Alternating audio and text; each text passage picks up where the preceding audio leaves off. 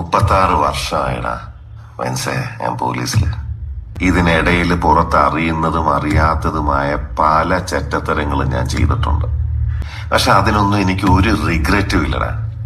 2 ദിവസം കഴിഞ്ഞ് ഞാൻ ഡിപ്പാർട്ട്മെന്റിൽ നിന്ന് റിട്ടയറായി DYSP മെഡലും വാങ്ങി ഇറങ്ങുമ്പോ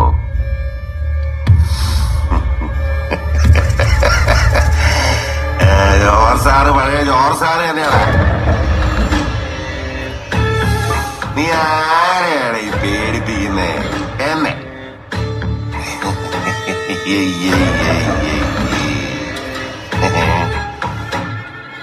നിന്നെ കാണാൻ ജോർജ് സാർ ഇവിടെ വന്നിട്ടുണ്ടേ.